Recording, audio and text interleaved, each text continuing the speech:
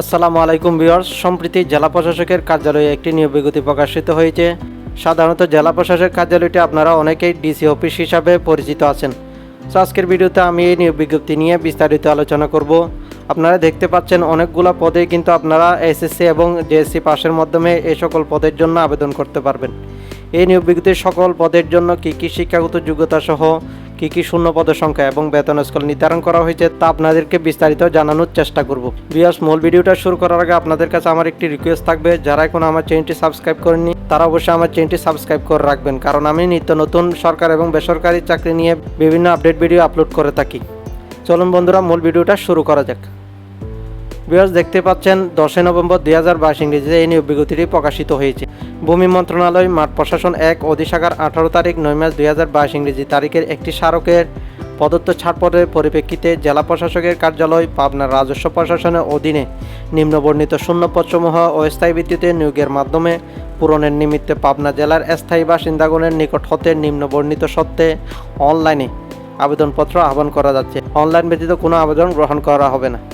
So viewers, আপনারা দেখতে পাচ্ছেন এখানে বর্ণিত আছে অনলাইন ছাড়া আপনারা অন্য কোনো মাধ্যমে কিন্তু এই সকল পদের জন্য আবেদন করতে পারবেন না। অনলাইনে আবেদন করতে আপনাদের যেতে হবে www.dcpabna.telidoc.com.bd এই ওয়েবসাইটটিতে। ভিউয়ার্স, বিজ্ঞপ্তিতে বর্ণিত প্রথম পদবিটি হলো ড্রাফটম্যান। এর জন্য শূন্য পদের সংখ্যা নির্ধারণ করা হয়েছে একটি এবং বেতন স্কেল 9,700 থেকে 13,490 টাকা।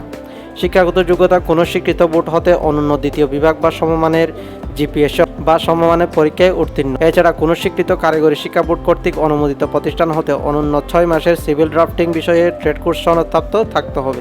পদবি 2 ট্রেসার। শূন্য পদের সংখ্যা একটি, বেতন স্কেল 9,300 থেকে শুরু করে 22,490 টাকা। শিক্ষাগত যোগ্যতা প্রয়োজন হবে কোনো স্বীকৃত বোর্ড হতে অনন্য দ্বিতীয় বিভাগ বা সমমানের জিপিএ সহ উচ্চ মাধ্যমিক সার্টিফিকেট বা সমমানের পরীক্ষায় উত্তীর্ণ। এছাড়া কম্পিউটার বিষয়ে অবশ্যই পারদর্শী হতে হবে।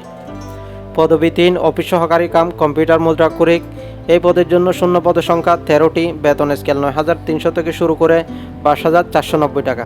এই পদের জন্য আপনাদের শিক্ষাগত যোগ্যতা প্রয়োজন হবে স্বীকৃত বোর্ড হতে অনন্য দ্বিতীয় বিভাগ বা সমমানের জিপিএ সহ উচ্চ মাধ্যমিক সার্টিফিকেট বা সমমানের পরীক্ষায় উত্তীর্ণ। এছাড়াও কম্পিউটার বিষয়ে পারদর্শী হতে হবে। পদবি 4 সার্টিফিকেট পেশকার। শূন্য পদের সংখ্যা 2টি, বেতন স্কেল 9,300 থেকে শুরু করে 22,490। কোনো স্বীকৃত বোর্ড হতে অনন্য দ্বিতীয় বিভাগ বা সমমানের জিপিএ সহ উচ্চ মাধ্যমিক সার্টিফিকেট বা সমমানের পরীক্ষায় উত্তীর্ণ এবং কম্পিউটার চালনায় অবশ্যই পারদর্শী হতে হবে। পদবি 5 সার্টিফিকেট সহকারী। শূন্য পদের সংখ্যা একটি, বেতন স্কেল 9,300 থেকে শুরু করে 22,490 টাকা।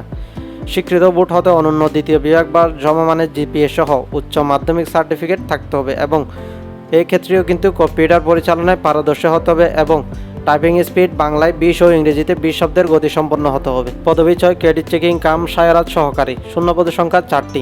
এক্ষেত্রে বেতন নির্ধারণ করা হয়েছে 9,300 থেকে শুরু করে 22,490 টাকা। শিক্ষাগত যোগ্যতা প্রয়োজন হবে অনন্য দ্বিতীয় বিভাগ বা সমমানের জিপিএ সহ উচ্চ মাধ্যমিক সার্টিফিকেট। ভিউয়ার্স, আপনারাই দেখতে পাচ্ছেন 1 থেকে 6 সকল পদবীর জন্য কিন্তু আপনাদের উচ্চ মাধ্যমিক পাস হলেই হবে এবং কম্পিউটার বিষয়ে খুঁটিনাটি বিষয় জানা থাকলে আপনারা কিন্তু এই সকল পদের জন্য আবেদন করতে পারবেন। কম্পিউটার মুদ্রা করে প্রতি মিনিটে ন্যূনতম বাংলায় 20 ও ইংরেজিতে 20 শব্দের গতিসম্পন্ন থাকতে হবে।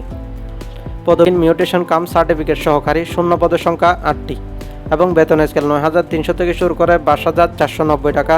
এই ক্ষেত্রেও কিন্তু বন্ধুরা অনন্য দ্বিতীয় বিভাগ বা সমমানের জিপিএ সহ উচ্চ মাধ্যমিক সার্টিফিকেট বা সমমানের পরীক্ষায় উত্তীর্ণ হলে হবে এবং কম্পিউটার বিষয়ে খুঁটিনাটি বিষয় জানা থাকলে আপনারা কিন্তু এই সকল পদের জন্য আবেদন করতে পারবেন। এখন দেখা যাক কী শর্তাবলী মেনে চলে আপনাদের এই 7টি পদের জন্য আবেদন করতে হবে এবং আবেদনের সময় কখন থেকে নির্ধারণ করা হয়েছে এবং আবেদনের শেষ তারিখ। প্রার্থীকে অবশ্যই বাংলাদেশের স্থায়ী নাগরিক ও পাবনা জেলার স্থায়ী বাসিন্দা হতে হবে।